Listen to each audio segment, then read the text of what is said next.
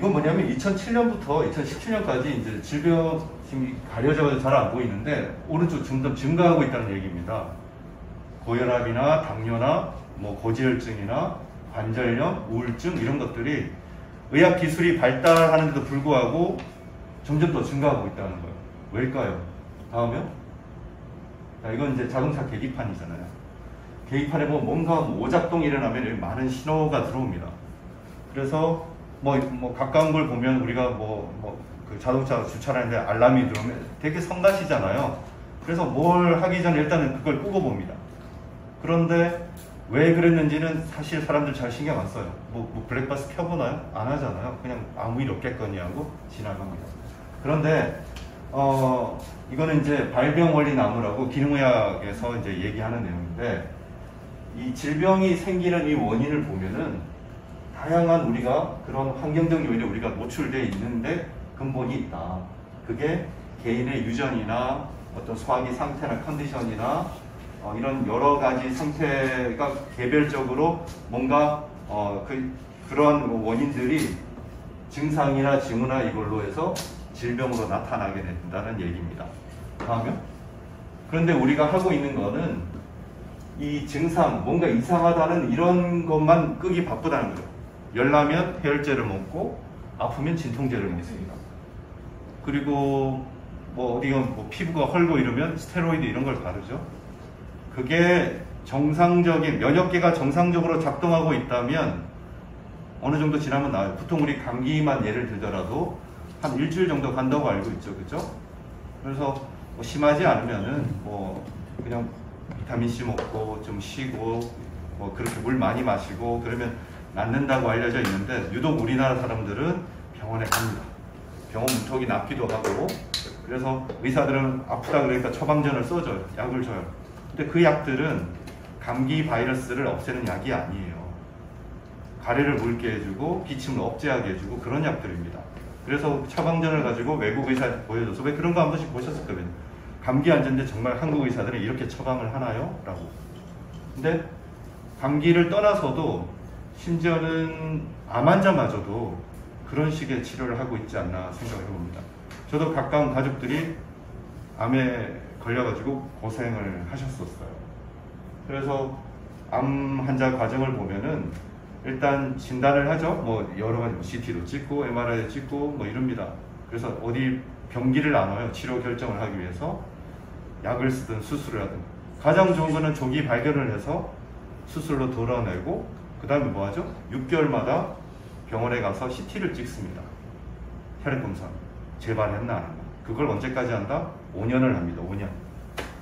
보통 그걸 우리가 5년 생존율이라는 통계적 프로그램 안에서 5년 정도면 안전할 것이다 라고 생각해서 그렇게 하거든요. 그럼 5년 동안 하는 일은 수술로 제거해 놓고 자랐나 재발 하나하나 그냥 살펴보는 거예요. 그런데 환자나 가족들은 궁금해요. 내가 재발하면 어쩌지? 다른 데 또 퍼지면 어쩌지? 근데 교수님들은 아무 소리를 안 해요.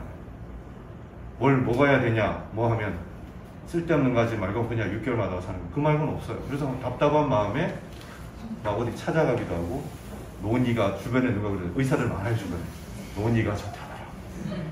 아니 그런 게 좋다더라. 이래서 막 하잖아요. 그래서 암에 걸리신 분들을 채식을 해야 된다. 아니다. 최근에는 저탄고지를 해야 된다. 포도당을 쓰는 걸 낮춰야 된다. 이런 식의 서로가 맞다고 해서 많은 주변에 의사들 말 듣고 그런 환자들이 하는데 잘 모르니까. 어쨌든 증상을 쫓아가다 보면 그런 일이 생깁니다. 암조차도 그 원인에 의해서 생긴 결과만 제거해주고 실제로 궁금한 이게 왜 생겼지에 대한 답은 없어요. 우리나라뿐만 아니라 전 세계적으로 그렇게 치료를 하고 있습니다. 다음 보실까요? 그래서 정통 현대의학이 하는 거, 기능의학적인 접근을 어떻게 하는가, 이제 차별을 제가 어디서 따와가지고 한글을 좀 썼는데, 보통 증상만, 아까 얘기했던 증상만 쫓아가고, 그리고 모든 결정을 의사가 합니다. 그리고 진단이 내려지면 치료는 다 똑같아요. 그 프로토콜대로 합니다. 그래서 증상에 기반한 진단을 하고 똑같은 치료를 받고 모든 걸 분류를 해요. 너는 이 병이고 이 병에 따라서 뭘 치료를 하고. 치료법은 빨리 발견해서 없애는 게 지금 현대의학이 하고 있는 일인데, 기능의학은 생각이 좀 다릅니다. 이게 생긴 거는 어떤 원인이 뭔가 고장이 나가지고 생긴 그거 있는데 그걸 교정을 해야 된다. 그래서 그런 거에 대한 거는 의사들이 다 알기가 힘들어요.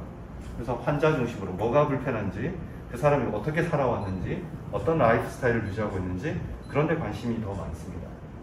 그래서 우리가 아픈 게 간이 안 좋은데 해서 간만 치료하는 게 아니라, 우리 몸이라는 거는 현상은 간의 기능과 위장관의 기능과 신장, 허파, 이런 모든 각기 하는 것들에 서로의 협력에 의해서 생명을 유지해 나가는 겁니다.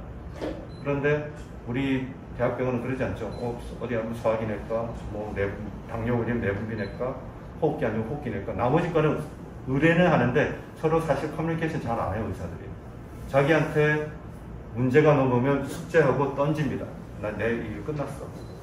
그래서 나이 많으신 주변에 가족 환자들이 있으면, 내가 기침 하나 하고 당이 좀 조절 안 되고 콜레스테롤 오면 이과에서 약 한 5개, 여기서 5개, 여기서 5개, 한 20알 정도 될걸요? 그래서 약들 간의 부작용 때문에 고민하는 일이 많아요. 그래서 제가 그 전공의 시절에는 그 약 줄여주는 게 또 제 일이었어요. 그거 사실 관심 없거든요, 땅과에서. 그래서 기능의학과 이 정통 현대의학 이런 차이가 있다.